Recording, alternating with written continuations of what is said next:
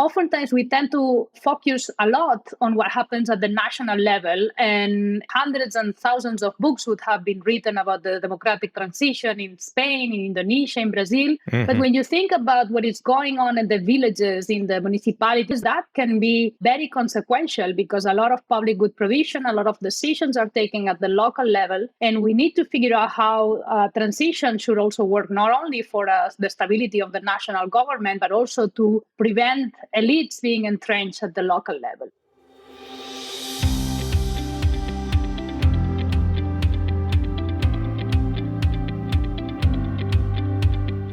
Welcome to VoxDevTalks. My name is Tim Phillips.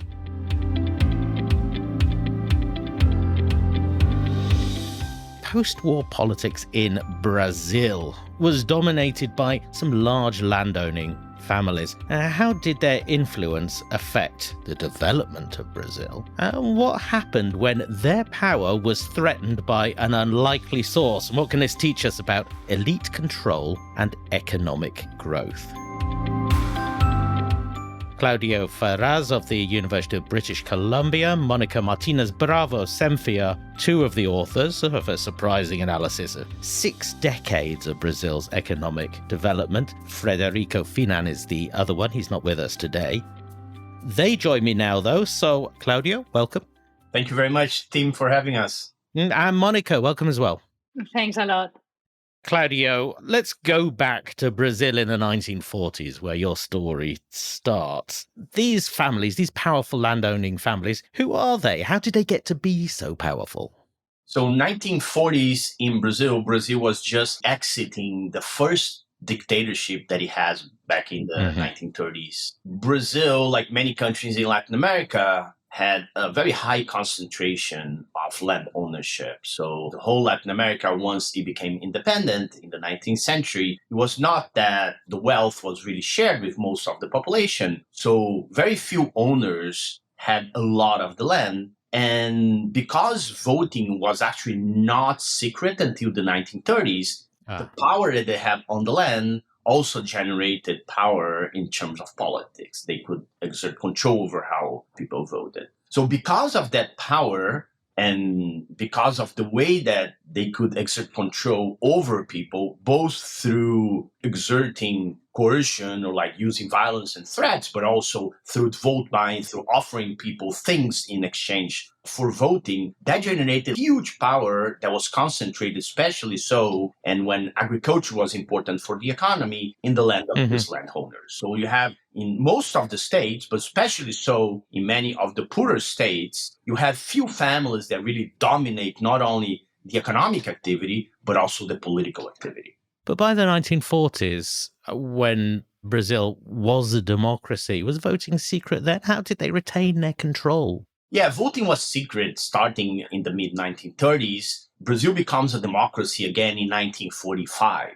But because exactly they have like a lot of economic power, most of the control was usually retained through the exchange of resources. So not only in Brazil, but in several countries in Latin America in the mid-20th century, clientelism was a very important practice. When we talk about clientelism as economists or political scientists, this is really the exchange of goods and services in exchange for votes. So a lot of households, and this is what dominated many of these small and rural municipalities, they would exchange the way they voted for favors and for goods and services that were distributed by these powerful families. Monica, this is typical of the structure, certainly in Latin America, or a lot of societies at this time, but it's also been seen in many other countries around the world in history. How does this dominance by an elite, generally speaking, influence the pace of development? Yes, definitely. It's not unique to Brazil. And as you said, there are many countries where we see entrenched elites controlling political power. And we think that this is detrimental for development, mainly because once you have a very powerful group that controls power and they are secure and they think that they are going to keep controlling it, they do not face competition from other political actors, right? And what that means is that at the end of the day, they might not have incentives to develop public goods or to offer goods that are complementary with economic activities. It's also the case that in order to retain and accumulate more power, they might have incentives to invest even in inefficient institutions, right? So there is a large literature suggesting that once power is concentrated, that would lead to extractive institutions that perpetuate power and economic resources being concentrated in few hands. And that's, of course, detrimental to economic growth and the prosperity of the society in general.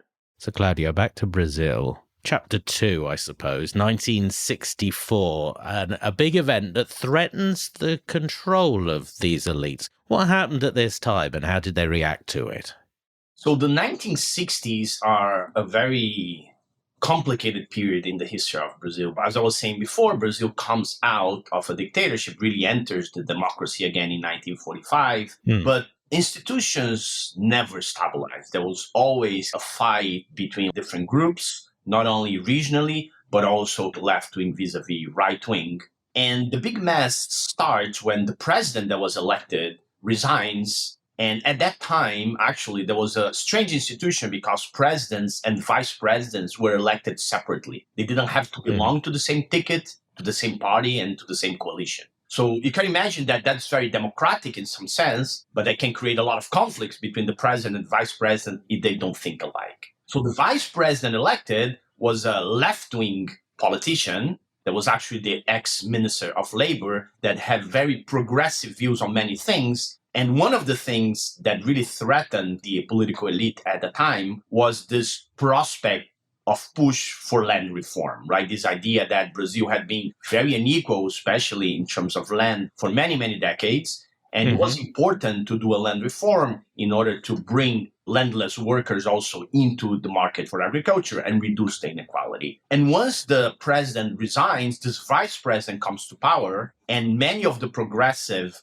ideas that he had, land reform was one of them, the elite starts to become very, very, very tense about these prospects of reform. So there's a combination of economic shocks that happen that really increase inflation, increase unemployment, and made the population being very dissatisfied with the elite and more conservative groups organizing themselves to try to block all this progressive agenda until it becomes a point where there is a political gridlock and the military does a coup d'etat. So the military does a coup d'etat. One thing that's important is the coup d'etat does not come out of the blue. It is done with the support of many of the conservative groups in the society, including rich families, including the industrial elite as well, including the church. So in the beginning, the military does the coup d'etat more as, well, this president is screwing up the country. There's a lot of uncertainty. Let's try to calm things down, and then we'll devolve politics into democracy and we'll go over. That's how the whole 1964 coup d'etat comes out to be. But as you say, this is complicated, isn't it? Because there we have a coup that was designed to keep things exactly how they have been before. But your argument in this paper, if I get it, is that this was a change to the status quo. How so? Yes, exactly. That's what's surprising. That's a contentious debate, right? Even in political science and history in Brazil. So when these military groups comes to power, they were supposed to give the political power back, right? They were supposed to say look, we came to power just to kick out this left leader that was threatening you guys in the elite. Now we're going to give you back the power. They don't do that. There's several reasons they don't do that. But they claim, if you go back to speeches and a lot of historical documents, is that it was very important not only to stabilize Brazil in terms of inflation, prices, riots, protests, etc., but also to reduce corruption and improve economic development. So remember that the 1960s, this is the period where the Cold War, and especially communism, is a threat to many countries in Latin America. Many military and right-wing regimes are very worried about communists spreading across different countries. So this is after Cuba, and there are many, many threats in a lot of countries. Brazil is a very poor country, especially in the rural areas. So there's a lot of potential for rural workers to get organized in a threat of a communist regime. So the military claims look, we need to first get rid of corruption. You elite guys, you have been corrupt for many, many years. It's not coming out of the blue. We really need to fix this thing and get rid of corruption. And second,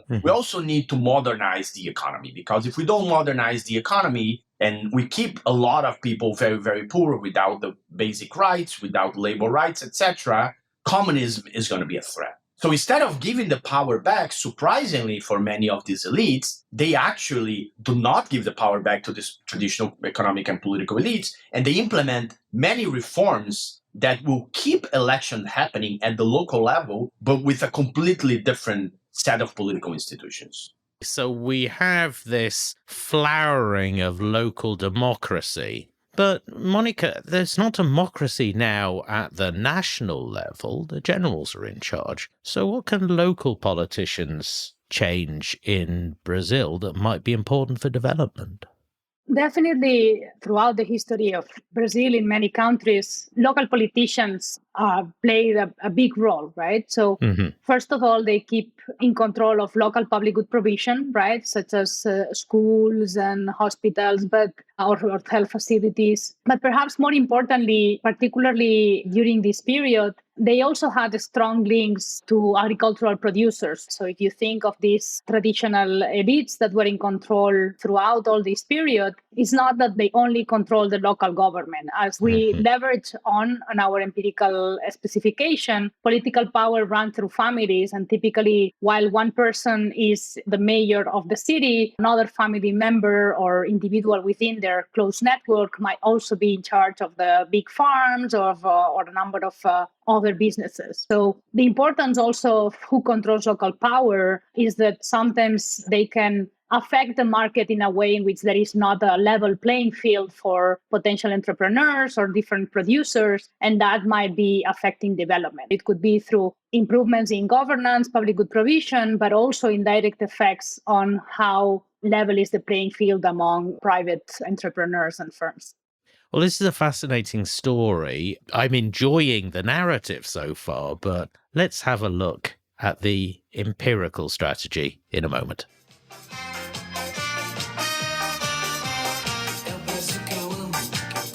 A clip there of a patriotic song from the 1970s, which praised Brazil's peace, opulence, harmony, and even its well-made mountains. Este o meu Brasil. Perhaps dictatorships don't always have the best pop music. So, first of all, Monica, if you're going to measure anything about this, I guess you have to measure in some way the power of these political elites. How do you measure the concentration of power here? Right. So that's always a very challenging part. So in this setting, we leverage on the previous research in economic history and political science that have documented and argued that political power during this period ran through families. So it was a given family that was in power and sharing power between different members of the family, right? So what we did is to collect the names of all mayors that have served in different municipalities of 3 states. And then we count essentially how many of these mayors belong to the same family by tracing their surnames. So our key measure of political concentration essentially will calculate what's the share of elections or terms in which the same family has been in power. And in particular, for our main explanatory variable of interest, we focus on the pre-dictatorship period and compute the fraction, again, of elections that was under the power of the same family. And with that, we compute the Herfindahl index of political concentration. So this measure will take value 1 if the same family has been ruling throughout across the different elections, and will tend to 0 as power is more evenly divided across different families. You're measuring across a long time in 3 different states. These are enormous regions in Brazil. What sort of social and economic factors can you control for across this time and this space? Controlling for a rich set of factors is very important in our empirical design, because essentially what we're going to do is to regress a measure of long-run development, for instance, GDP per capita in the year 2000, on this initial measure of political concentration before the military dictatorship. Yeah. And what we think we want to capture with that specification is the fact that in the more concentrated places, the military dictatorship exerted greater effort to crack down this concentration of power and introduce more political competition. But of course, for that coefficient or to have that interpretation, we would want to control for all factors that are determinants of long-run development that also correlate with initial levels of political concentration. So in our basic specification, we control for many important determinants of long-run development, such as demographic and geographic factors, longitude, latitude, distance to the state capital, and so on. And in a battery of robustness checks, we extend to richer set of controls, including the share of the economy in agriculture, in industry, fraction of the population with different ethnicities, religious composition, even some political factors. And our results are very robust to this extended set of rigorous controls. And it's the fact that the military cracked down more on the most powerful families that gives you a causal relationship here? Right, that's our interpretation, exactly. Once we control for all these determinants of long-run development, the way we interpret our coefficient is that in the more concentrated regions, the military exerted and implemented a range of policies to try to foster more political competition and the entry of new political contestants. And that is, in a sense, what we argue our coefficient is capturing at. So, Claudio, how did this military intervention work in these more concentrated regions? How did the institutions change? The military dictatorship comes in and change the macro institutions of the country, right? You transition from being a democracy to being a non-democracy. As I was saying before, although they get rid of elections at the higher level for like governors and president, the elections at the local level for mayors still kept going. So the first thing that the military does is they get rid of all the traditional parties. They say like, look, these old political parties that had all these bosses, let's get rid of all those parties. We're going to have one party that's going to be the political party that's going to support the regime. And then we're going to actually allow for an opposition party. So all you guys that are there that want to compete in the election against us can all join if you want this other party and then compete in the election against the military supported party. Now, the military had a problem, and the problem they had is that it might be that if you go to a city, for example, you had, say, two traditional families that were very powerful and they have been fighting for local power for many years, and they both rich landowners, right wing. They both are going to want to be in the side of the military power, but only one can get elected. So one institution that's very important that we discuss a lot in the paper and we believe is one of the main causal mechanisms to explain the effect on political competition is what we call the sublegenda mechanism. So what the military allowed was a party to have multiple tickets. The name of the party was Arena. So you can have a candidate called Arena 1 and a candidate Arena 2. So you actually have two candidates within the same party. And then after the election, you will just sum up all the votes, and the opposition party could do the same, actually, up to 3 candidates. You would sum up all the votes, and then whoever had the largest numbers of votes overall will win. And the candidate that had the largest number of votes will win. So that allowed for the elite, if there were like 2 important families aligned to the military dictatorship in that locality, to have 2 candidates running for office. What we document and then what we think is the unintended consequence of this policy or this decision of changing the institutions is that also allowed many times a third candidate to enter and run in this race. And that wouldn't have been possible before in the context where like 2 families were dominated the local politics. So this change in the political institutions and the electoral rules, we believe, was one of the main determinants that affected like political competition at the local level. Now, the result of this political competition that's been brought in, according to your hypothesis, is a change in long-run development. What do we mean by that? What are we measuring? When we say development, what we're trying to measure in the paper, we measure, like Monica was saying before, we measure income per capita, which traditionally is the measure of development that economists like to use. But we also have measures from the census, from, say, infant mortality, literacy rates. So if you think about like human development, those two things are usually very important, both education and health. And both things are directly determined by investments that local governments make in education and health. And we also have, from another project that Fred Finan and I have worked for a long time, we also have some measures of corruption. Those measures of corruption are based on audit reports that are done starting in the mid-2000s. We don't have them for like all the municipalities, but we do have them for a subset of municipalities. So we put those measures of corruption as well in the analysis. So we measure income per capita, we measure health and education, and then we have measure governance through these corruption measures. And in these regions, you found that these measures, these indicators were different.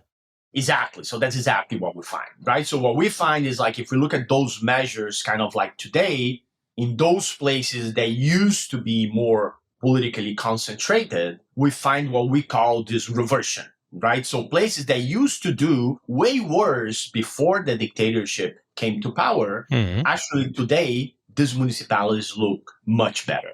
And the way to explain why they look much better, then we look at political competition today as well, right? And the main mechanism that we put forth in the paper is this idea that those places that used to be more concentrated were the places that were more affected by this change in the institutions that led to more political competition. And then once you transition to democracy in 1985, those localities become more competitive even after you already enter into the democracy. So what we think is happening is that this long-term change in political competition through the institutional change led to more investment in public goods and public services that increase income, increase literacy rates, decrease infant mortality, and reduce corruption.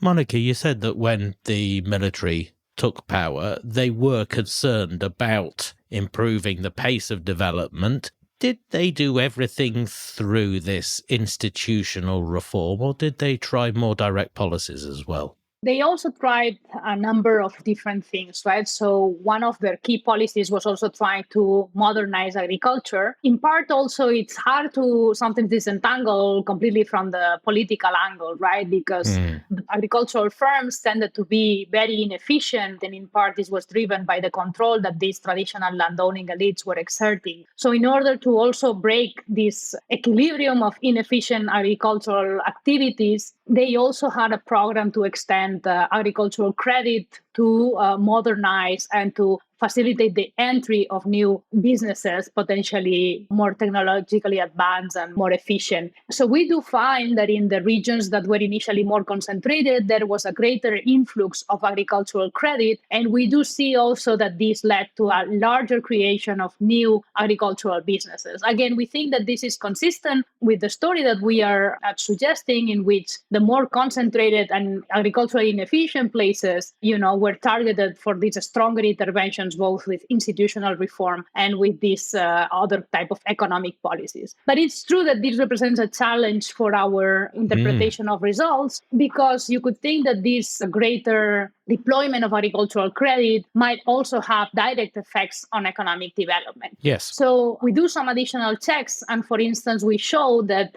in our baseline specification, in which, again, we control for many determinants of long-run development, it doesn't seem that we find a lot of effects on agricultural modernization, right? Once we control for these underlying determinants of development. So it seems that our effects on the reversal and so on could be netting out some of these potential direct effects into the economy. And we do some further checks, for instance, by directly controlling for the changes in sectoral composition and the changes in credit, and all our results still go through. So our takeaway is that beyond this potential direct effect on the economy, we think that our specification holds that constant, and our estimates would still reflect these deep political changes that have fostered more political competition. And that's what we're identifying as the long-run effects in development.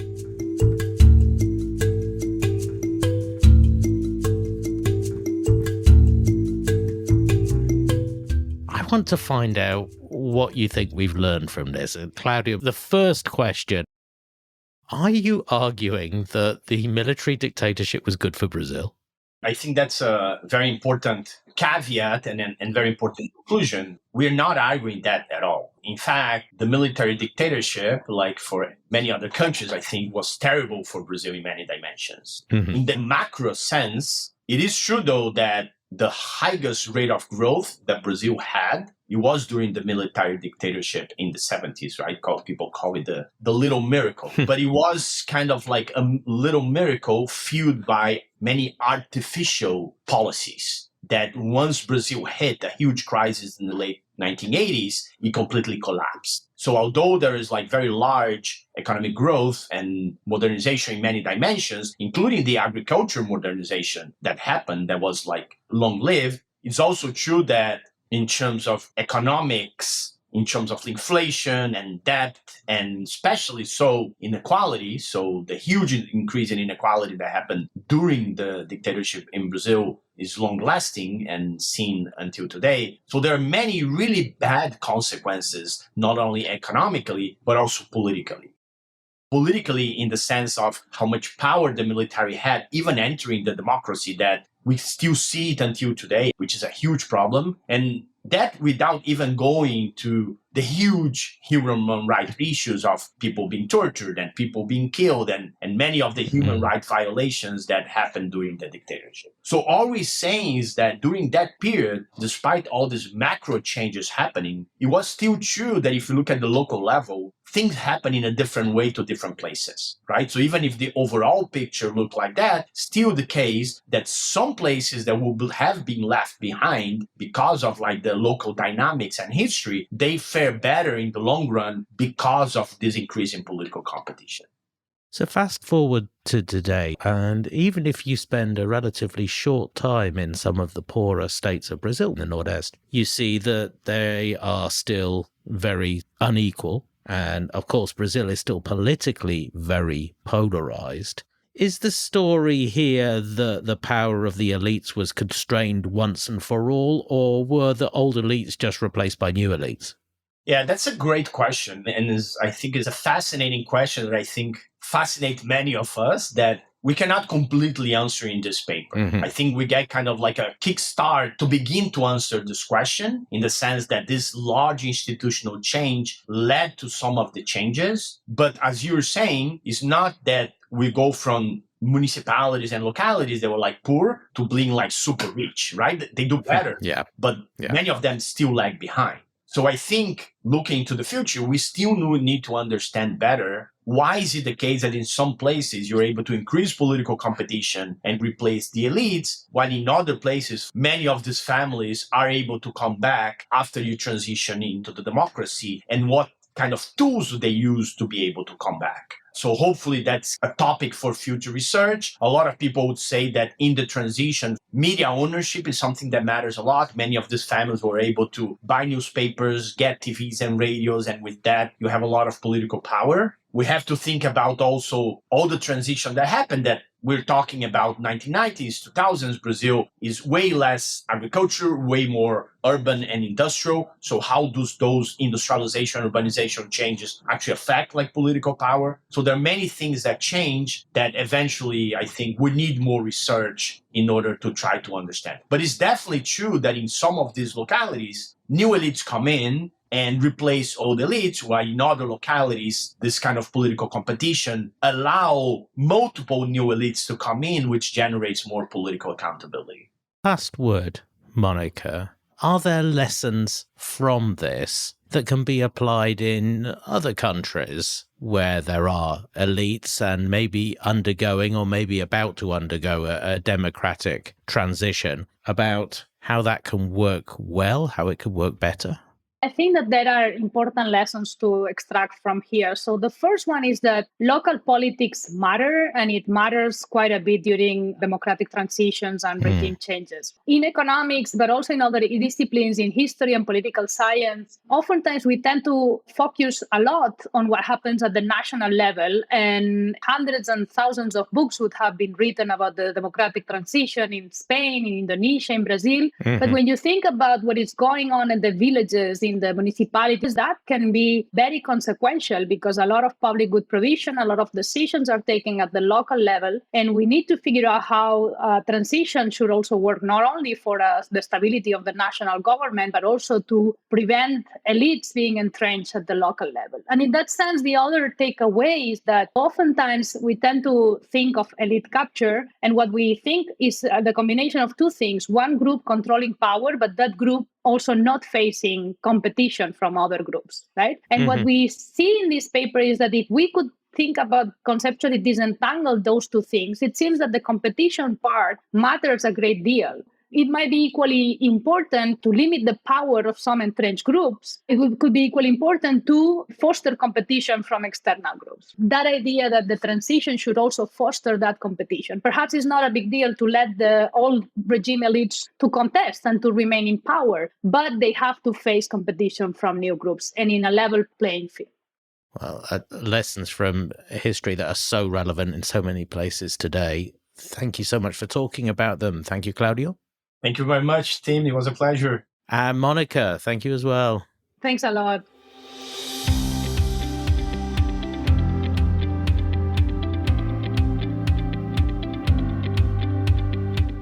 The paper is called Political Power, Elite Control and Long-Run Development, Evidence from Brazil. And the authors are Claudio Ferraz, Frederico Finan and Monica Martinez-Bravo. It is NBER Working Paper 27456 if you want to find it that way. This has been a VoxDev Talk. The best way to make sure that you don't miss any VoxDev Talks, well, subscribe wherever you get your podcasts. And if you do miss an episode, well, go along to voxdev.org. You'll find the episode there. You will also find articles about the papers we feature.